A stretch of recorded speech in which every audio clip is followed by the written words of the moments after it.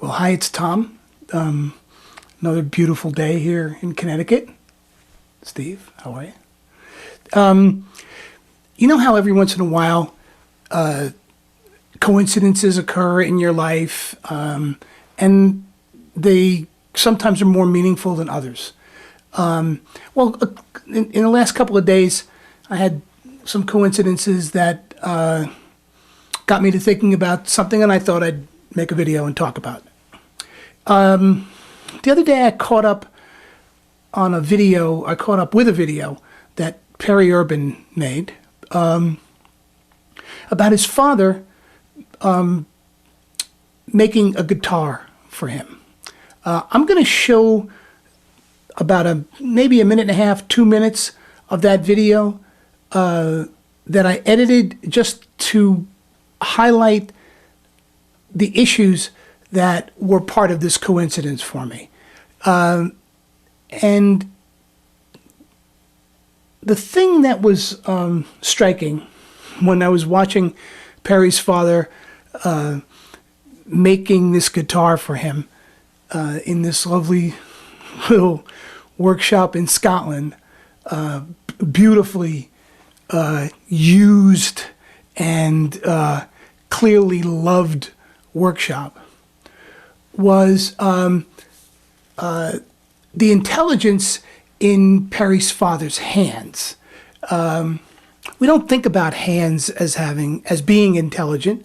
We think about brains as being intelligent, right?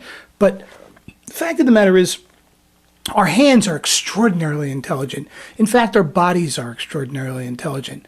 The way we move our bodies through space and the way our bodies adapt to our surroundings is, I think, a great measure of intelligence, a great indicator of intelligence. And in fact, there's a psychologist from Harvard, Howard Gardner, who has written extensively about intelligence and has really taken psychology to task for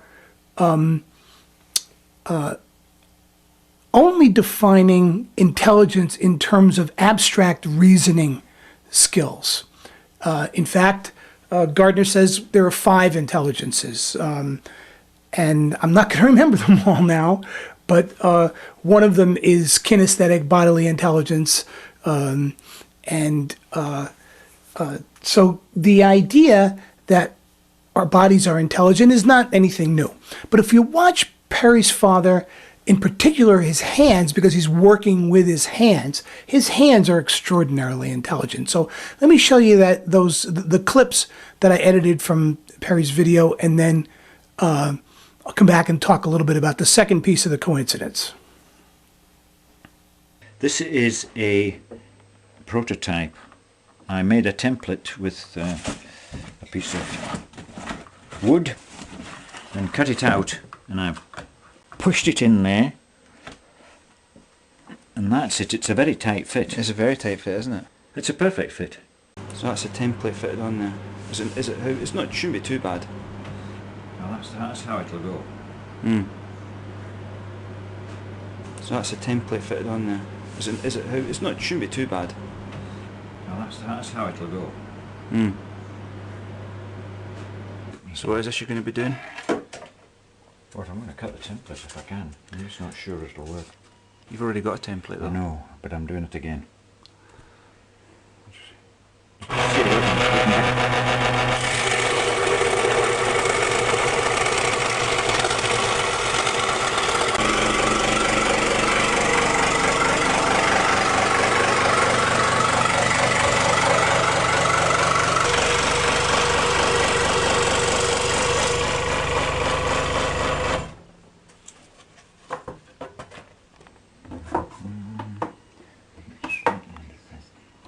It's pretty good. It's not quite. No, I've got to take a little off the sides here.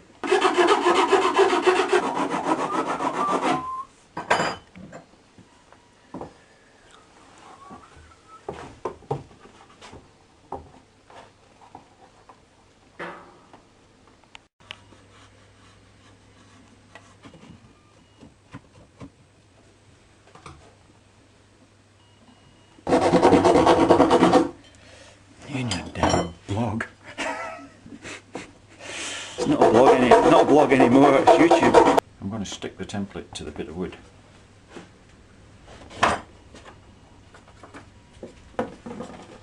And this will be a test. This is a test run. But sadly we're not going to see this pocket routed today because we're going to have to go and get the train.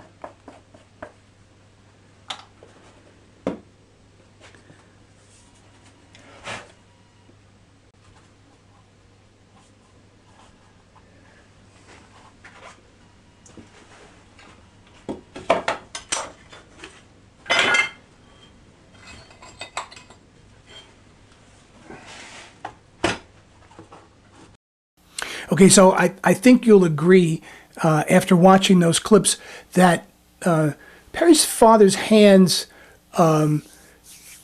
have been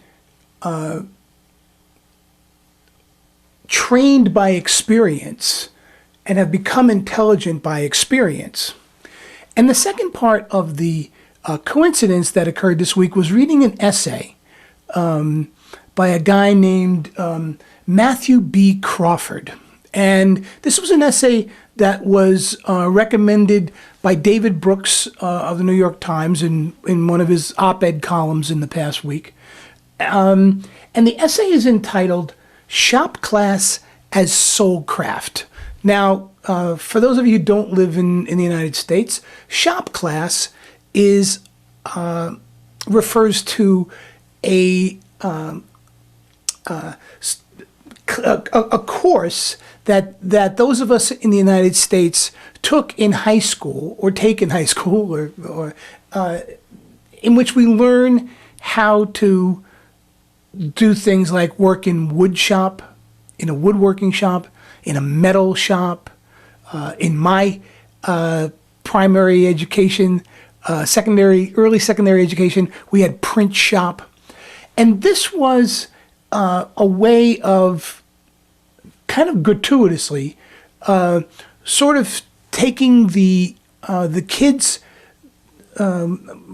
many of us who were going to go on to college, and giving us exposure to manual craft. And shop class was always a bizarre place. It was bizarre because the shop teachers were always a little unusual. My wood shop teacher was missing like two fingers plus on his right hand. And these were always sort of laughable characters. Why were they laughable characters? Well, because even then in the 60s, and certainly now, as we are in this wonderful age of information, the idea of making a living with your hands has become, well, it's diminished. It's not something that most of us would recommend that our children do, for example. And that's exactly the point of Crawford's essay, in which he talks about his own experience in moving from being a college graduate associate at a think tank to becoming the proprietor of a motorcycle shop, and mostly a motorcycle repair shop. Peter, obviously, I thought of you when I read this essay. And Crawford's an intellectual and writes with great power. I'll put the link, where am I going to put the link? Over here in the notes. Writes with great power about this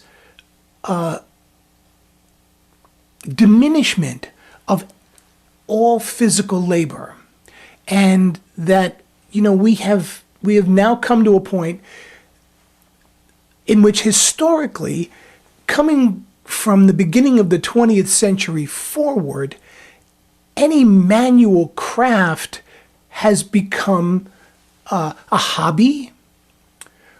Or, now we're beginning to get these, a renaissance, if you will, of sort of artisanal work on a small scale, so that craftsmen are beginning to, pop up in, actually in sort of high-end kinds of locations, you know, making fine wood carvings and tools and cutting boards and, you know, fine furniture, handmade. But, you know, things like in the essay, Crawford talks about electrical work and being an electrician, and the wonderful combination of something that was taken apart in the early part of the 20th century, and that is that the mind and the hands were separated in labor. When the assembly line came into power with Henry Ford's Model T, the labor was separated into planning and doing. And the planners, who became the white-collar workers, were the ones who were, of course, the intelligent ones. And the doers, the ones who used their hands, were the less intelligent ones. They were the executors. They did the things that the white-collar planners designed for them to do. And so we've taken manual and all manual work, and whether we recognize it or not, I think, have taken it and put it at a lower status. Pays often lower. But the point that Crawford's now making is that we are now in a period where there are great shortages of skilled craftsmen. Here in Connecticut, for example, if I want to try to get an electrician to come to our house to do what I can't, which is to fix any electrical wiring in our home, first of all, extraordinarily expensive. And second of all, very difficult to even get them to come to do the work here. So what Crawford points out is that skilled automobile repair people, certainly in building trades, carpenters, electricians, so on, are people who are now in tremendous demand. But in our education system, we have no, let's call it, we have no respectful tracks in which we can train people, teach people to do the work that is very intelligent work, but intelligent in ways that, you know, the knowledge worker of today doesn't think of as being intelligent, and yet is tremendously, is a tremendous integration of thinking and doing. So this this coincidence of events, watching Perry's father's intelligent hands beautifully create a beautiful, what I'm sure is going to be a beautiful guitar for Perry, and watching how those hands have learned over decades how to do the things that his hands know how to do. And then reading this essay really brought to me, again, this insight that we're certainly not encouraging our children to go into the kind of work that Crawford talks about in this essay and that we see Perry's father doing. And yet this kind of work may very well be both the most economically rewarding as well as the title of the essay is Shop Class as Soul Food. I'm sorry, Shop Class as Soulcraft, indicating also the most spiritually rewarding, the most personally rewarding that we can recommend. Because many of us who work in the corporation and who work in what I call cubicle land are now doing jobs that are,